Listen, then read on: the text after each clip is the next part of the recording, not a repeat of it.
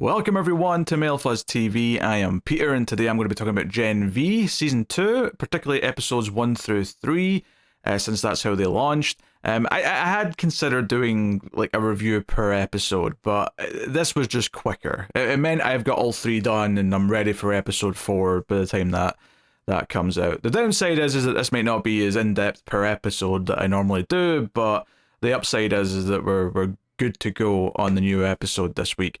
So, yeah, a lot to talk about. Obviously, The Boys Season 4 happened in between Gen V Season 1 and 2. And we also sadly lost an actor. Chance passed away in between the 2 seasons, so that's something they have to deal with, is where's Andre in these first couple episodes. And they did basically the only thing they could do, which is to say that the character died between seasons and try and have some fallout from that. Now, it's always kind of weird, like, critiquing how they handle these situations, because fundamentally it does feel a little bit weird and abrupt. From like, if you didn't know the real world reasons, if you didn't know that the actor passed away, if you just went into this not knowing anything about the context behind it, it would probably feel weirdly abrupt that a main character just disappeared between seasons. But of course, we do know the real world reasons. We understand why they had to do this, and like, obviously, we don't want them to try and trick us and mess around with AI or other bullshit to try and give us a couple of scenes to actually give a proper goodbye or whatever. That would be lame and disrespectful, to be honest. So this is the best way they could do it. It's just this unfortunate situation that we have to kind of deal with. So they make the best of the situation, and we, hopefully can fill in whatever plot gaps there were going to be. Obviously, they had to rewrite some of the season. I think they'd already written at least the first episodes when he passed away, so they had to, I think, delay the start of production to kind of account for all the changes that we're going to have to make. So, I feel like maybe the bigger thing from that is perhaps that his father, this character's father, is getting maybe a slightly bigger role than he might have otherwise had. I mean, I don't know that for sure. Maybe he was going to be more involved this season anyway, but it does kind of feel like he's been pulled in to kind of, have a slightly different perspective, because he's obviously older and he's been working with the Vault for all these years, so he has a very different kind of viewpoint than everyone else. But it does also kind of feel like the core scenes where he's investigating stuff with, say, Emma, like, that could have been Chance in a lot of ways, or I should say Andre. It could have been. So anyway, just addressing that up front, because it's just kind of this weird thing. It's very much Gen V. It's very much set in the boys' world, where we've got a lot of raunchy stuff. We've got a lot of silly, raunchy stuff at that. We've got heads sticking out of asses. We've got copious amounts of nudity. Particularly the scene where Emma runs into the guy's locker room in episodes 2 or 3. I can't remember which one it was, but like, yeah, lots of dick, right? There wasn't something every episode though like last season. That was like a running thing in season 1. They seem to have gotten over that a little bit this season. But we got lots of other things going on. We have a new dean named Cypher, who's in charge, and is kind of an interesting character in that he is kind of not really one to pretend that things are okay. When Marie comes back in episode 2 to the school, because she's on the run in the first episode, and she's doing the whole, "Oh, I'm so thankful that you let me re-enroll," he just says, "Oh, that's bullshit. You want to kill me. You're like 1 or 2 lines away from ripping out my throat and leaping over the desk. So let's not pretend that we're friends here." Like, he's not... It's actually kind of refreshing to have a character, a villain even, who isn't doing all the pretense, who's just kind of like, yeah, we know what the situation is here. Let's not beat around the bush. We know what this is. That's not to say that he's revealing everything. In fact, the entire character is kind of shrouded in mystery, because no one knows what his power is. And the name Cypher is obviously kind of, tying into that. So we got him going on. In fact, that was actually one of the few things that I needed a refresh on.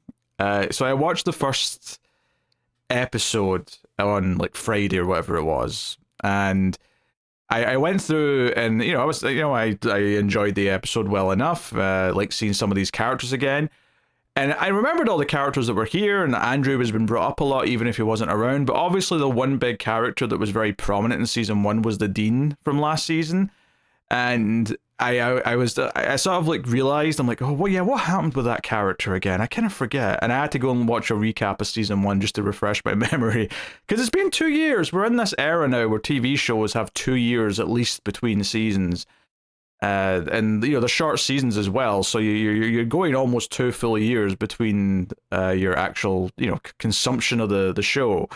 Very easy to forget things in that time, but yeah. So yeah, we had cameos from a couple of boys' characters over the course of this few episodes. The Deep obviously is there as like the lame frat house, like I don't even know what you call him. Like he comes in and runs all the shit for the frat boys. And sticks a big wooden dildo up their ass as some kind of initiation ritual, because of course he does. Starlight, of course, was kind of the big one in episode 1, and kind of gets the ball rolling on like the focus of the mystery of the main plot, and that is, what is Odessa? She ends up saving Marie when Marie's in trouble from the superhero version of Dog the Bounty Hunter, who actually sniffs stuff like a dog. Yeah, that's fine. It feels quirky and in the show's wheelhouse to do that. But yeah, so she sends her on this path. You have to go back to the school. It's safer for you to be there and sort of play along than it is to be on the run. And it means you can investigate this Odessa thing for us and the rest of the good guys who are sort of on the run right now. So she's like, okay. Well, she's not okay at first. She's kind of like, no, that's a crazy idea. I can't do that. It's not really until Emma and Jordan find her. And I think that's one of the things that I liked about episode 1, actually, is that having Jordan and Emma as a pair together on their own for a good chunk of the episode. We didn't even see Marie in the episode until, I don't know if it's like halfway through, or maybe a little earlier than that, but it feels like it's a while where it's just following these two characters.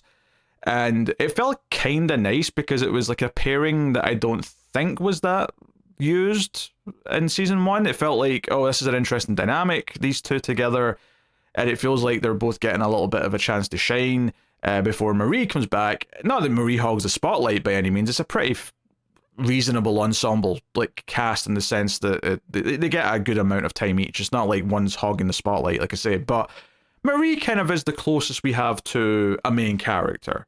So it was almost like it was nice to have a couple of the other characters take the spotlight for half the episode and let us wonder, where is Marie? What's going on?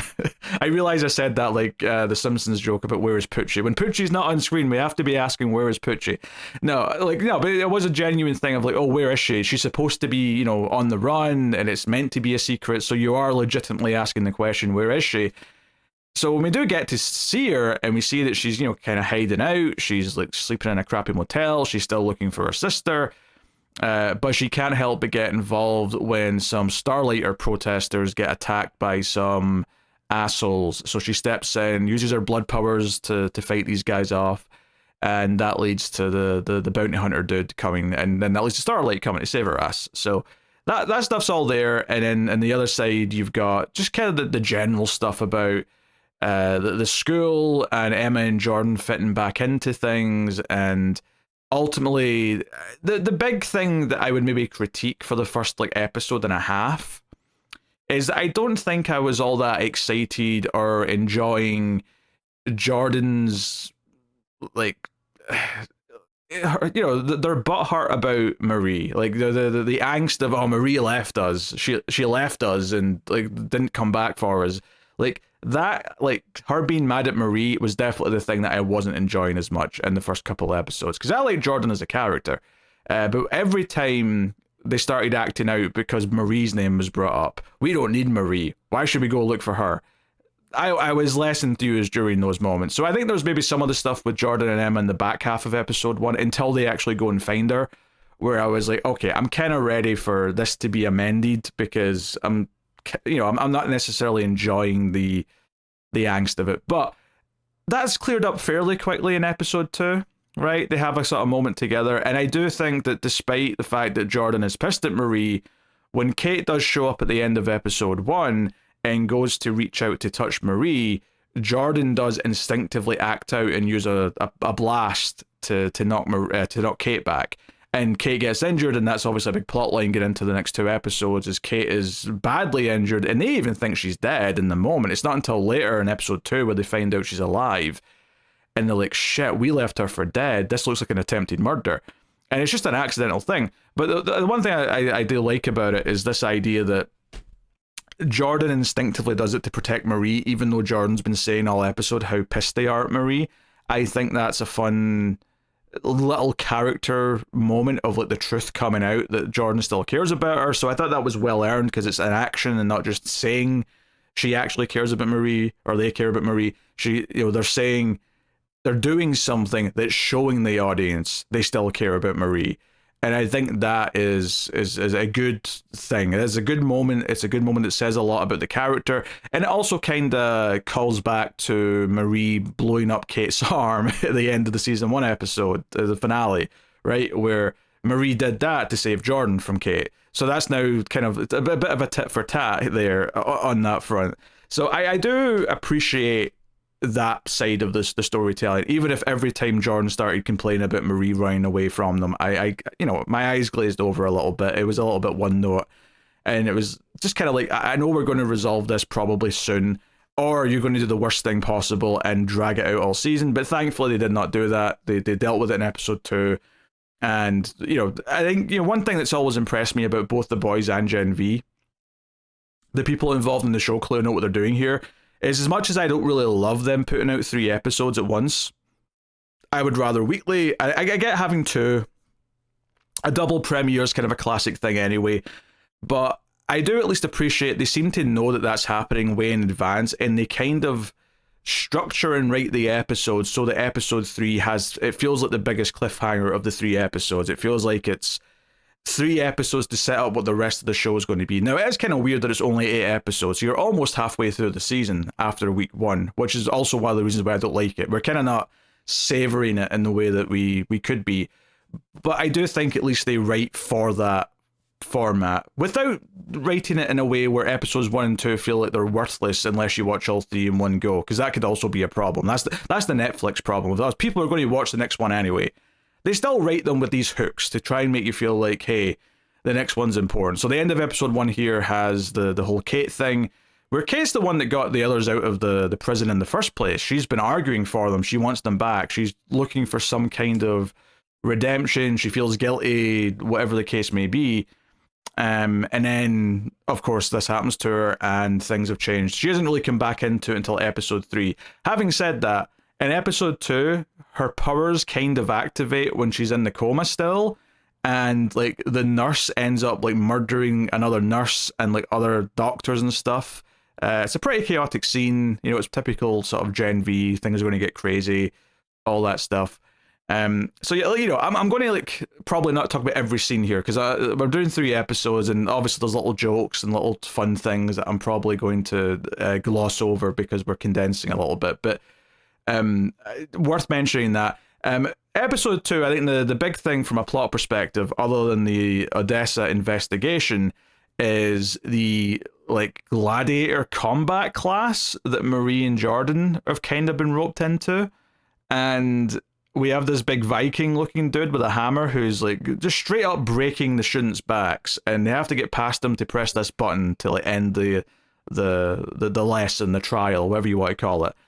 And things get pretty, heavy in the scene. Ultimately, Jordan presses the button when the big dude's too busy on Marie, but Marie's like holding her own as best she can, and it's it's pretty brutal. It's exactly what you think it would be in Gen V. Interestingly, though, Cypher afterwards, who seems to be very, very interested in Marie's progress, right? That's something that we've been keeping going since season 1 here, is this idea that she's special, that there's some potential in her. And obviously by episode 3, we kind of have even more context for that, because she is Odessa. Maybe not that that's her name specifically, but she was in the Odessa program, and Cypher was at her birth. We sort of see that in the next episode, but he does point out, though, that she effectively has to self-harm to use her powers, right? To start manipulating the blood. And we see her do that in episode 1. We see her do it here in episode 2. And he's pointing out, hey, maybe you don't have to do it that way. Why do you do that? It's a little bit, tasteless or whatever. And she's like, it's just the way I've always done it. I've never really thought about it. And I think it's the same thing with Emma, where Emma's whole thing of like trying to use her powers without the eating disorder side of it coming into it. This idea of having to eat a lot or having to vomit a lot to grow big, grow small.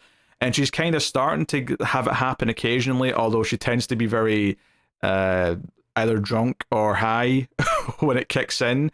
So she's still not quite there. One could argue she's even swapping the eating disorder for an addiction problem, perhaps, depending on how they go with it. But it is mostly played for jokes when she's out of it. And to be fair, she is quite funny. Emma's pretty funny when she's acting, high or whatever. She, like, even in this episode too, when she's working with Andre's father, with Polaris, and they go into the records, and we meet a whole character where they set up that this guy's superpowers that he can remember things, so he's the rememberer, and he had a TV show about it, and Emma fangirls to sort of convince them to let him in. The big things here, other than Emma herself, when she goes big at the end and starts making pew pew noises as she's jiggling her boobs, is they find like the secret area in the library or the records room, which is like just full of the ultra racist stuff. You've got the Klan hood, you've got the Nazi stuff and all the rest of it. And like clearly Polaris, who's dedicated his life to Vought and has always seen it as this important thing, he spent a lot of last season saying that Andre has to do this, this, and this and get in their good graces and rise up through the ranks. And he's seeing all this stuff, firsthand. He's seeing all this just straight up, like, alt-right supremacist bullshit. It must be quite crashing for his worldview to see all this stuff.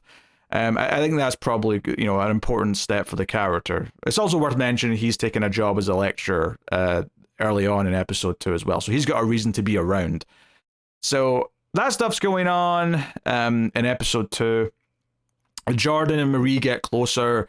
They end up having sex, and it's kind of sweet actually. There's a little moment when they start kissing where Jordan's in female form and says, "Is it okay if I stay in this form?" And Marie, kind of lovingly says, "You can be whatever you want to be," or something to that effect. And it's it's very heartwarming, all the rest of it. But I should also mention Sam, because we didn't really mention Sam too much for episode 1 either. But Sam is still going a little bit haywire, as he was. He's still seeing puppets, especially in episode 2. We have the whole talking to the sandwich, who actually kind of brings up, I think the sandwich is taunting him for when he was holding Kimiko back at the end of The Boys season 4. Calls it a deranged summer internship, if you will. But it really sets up, to go back to the whole addiction thing, or relying on a medication, they're really doing that with him, because the whole idea that he's been going to Kate continuously, and we see it in episode 1, where Kate uses her powers to take away his feelings, so he just keeps not feeling things. He keeps not processing what he's been through or what he's done. He just keeps going back to her to take the pain away, which is why it's very interesting. I think probably the most interesting thing about Sam's storyline to me is in episode 3, when Kate's back on campus and he goes to her to take the pain away again, and she's like, "I can't," because Kate has lost her powers, probably not forever, but since she woke up from the coma, her powers are gone, and she can't do anything right now. So, it feels like, Sam and Kate, because they were kind of antagonists by the end of season 1. Hell, Kate's the whole twist in season 1 was that Kate had been doing stuff like this throughout. I had the whole confusing episode where everyone had amnesia because of her. And it was kind of an interesting reveal, and her wanting to help the others, seemingly, maybe out of guilt, maybe because she genuinely thinks it's the right thing to do, and even trying to use her power on Cypher, although Cypher sees it coming and puts her hand in a blender, which is a pretty big threat when she's already lost her other hand. So it feels like she was making a genuine attempt. Obviously in episode 3, she's a lot more subdued. She's a lot more, just kind of quietly sulking and whatever else. She does feel like she wants to have the others pulled up for what they've done. The end of episode 2 kind of revealed that Vought have just picked some Starlighters and blamed them and killed them for the attack on Kate, including the one that Marie was defending in episode 1, the nice guy who paid for the rest of her stuff at the store when she didn't have enough money. So it's like, okay, smart enough writing. You make us like this bit character who's only there for 1 or 2 scenes because he does something nice for one of our characters, and then he becomes the scapegoat. So we get to feel a little bit more guilty than just a faceless person, right? Smart, simple stuff. But from here, the show kind of presents some directions for us to go in with a few different things. One, of course, is Marie finding out that her, aunt, quotation marks, because it's like sort of like the friend of the parents rather than the actual sibling.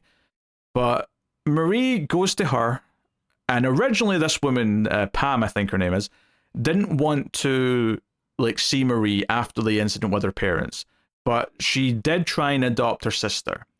And as far as Marie knows, that never happened. However, the reveal in episode 3 is that she did adopt her sister.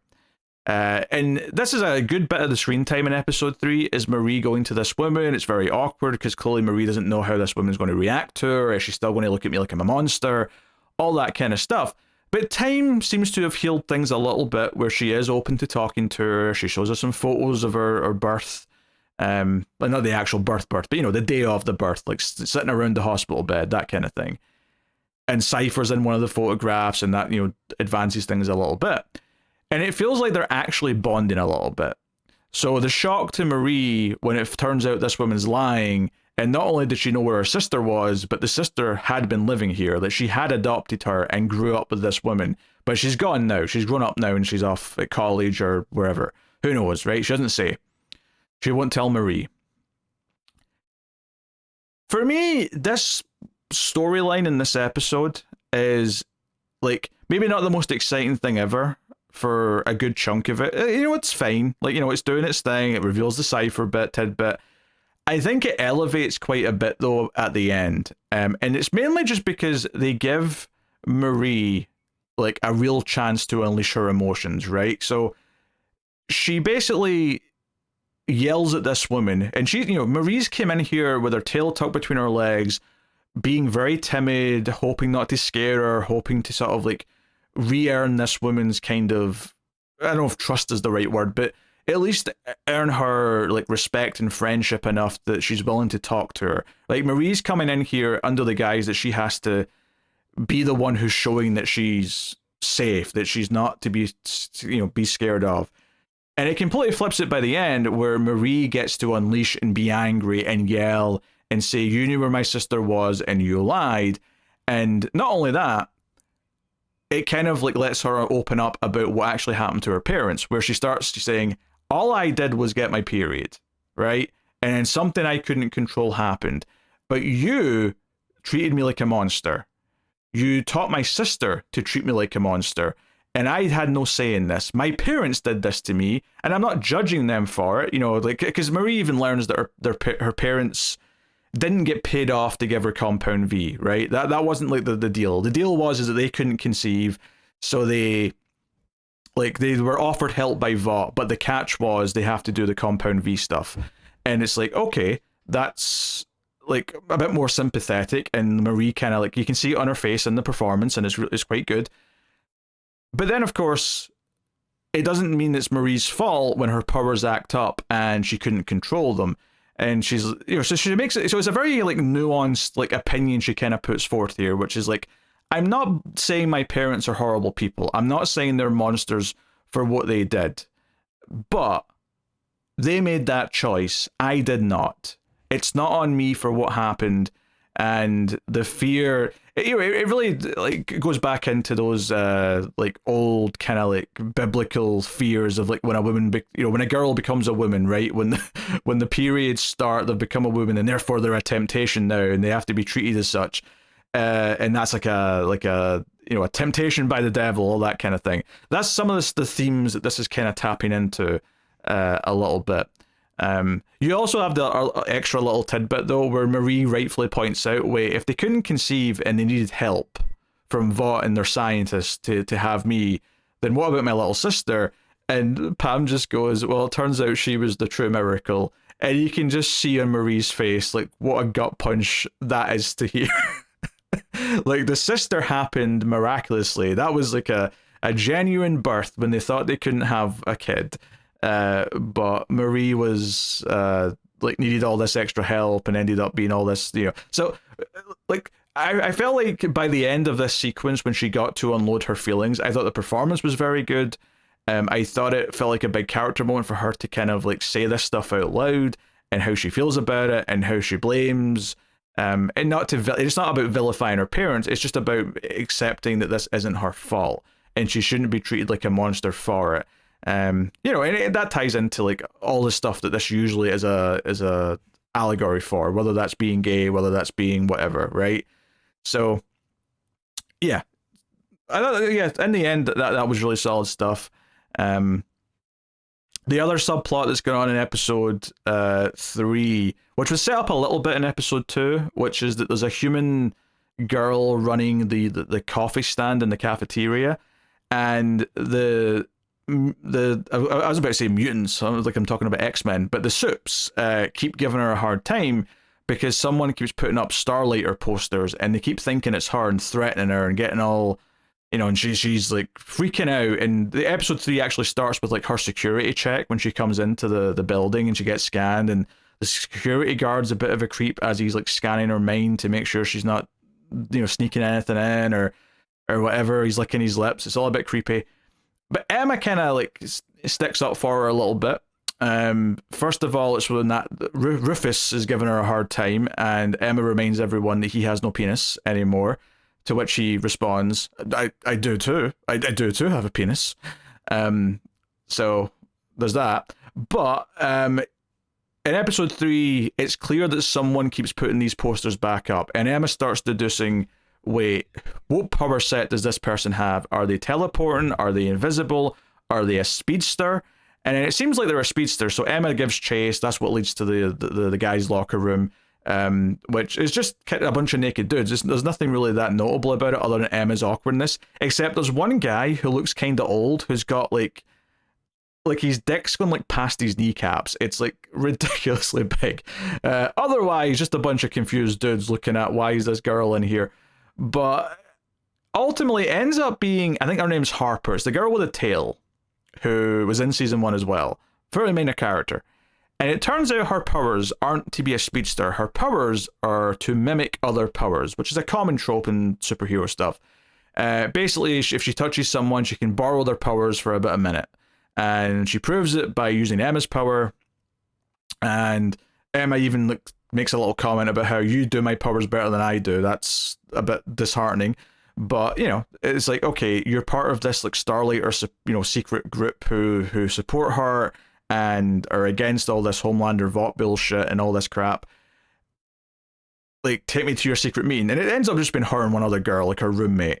And Emma's like, wait, you're just going to spray paint stuff? Let's sabotage stuff. Let's do something more serious. So that's kind of like where we end that plot for the most part in episode 3. It's an interesting little direction, you know, elevates some of the minor characters a little bit. So that's something. Meanwhile, you know, I kind of got away from Sam. Sam like freaks out. Jordan ends up having to fight Sam. Because, I mean, Sam at first kind of figured out that Emma and that were involved in the Kate stuff. Emma kind of points out to him that Kate's kind of a villain for what she did, and also you're a villain as well. You have to actually you have to reconcile what you've done, like the people you've hurt. That's kind of what sends him to Kate again for like another fix of like taking away the pain, and he can't. So he's struggling and he's lashing out, and Jordan ends up having a bit of a fight with him, but then ultimately they kind of spend some time reminiscing his brother. And this is actually what makes Jordan like be convinced to say I love you back to Marie, which I didn't mention yet, but yeah, Marie said I love you and then revealed it was the first time she had sex, and Jordan kind of acted a bit weird about that, but all of this kind of got to the point where it's like, yeah, you should sort of say how you feel about someone because you never know if you'll get another chance, and you know, Jordan does. And of course by this point Jordan's ending the episode by accepting like, well, not an award, but like they're first in the rankings. So they're putting Jordan on stage to give a speech. And the episode cliffhanger is Jordan saying, hey, those Starlighters didn't attack Kate, I did. And that's your big dramatic cliffhanger. You know, obviously there's things I've not talked about. We haven't even talked about the PR lady with the bee stinger who is just coughing up honey and whatever else. There's a lot of little things like that going on in the background. You've got oh god, I've forgotten her name from The Boys, but the news lady. She's doing all the news stuff on the background in these episodes. She's there. Obviously, we had Starlight, and we had the Deep make some brief appearances. Yeah, I mean, I think it's a pretty solid start to the season, all things considered. Obviously, they had to navigate the passing of an actor, which is always tough.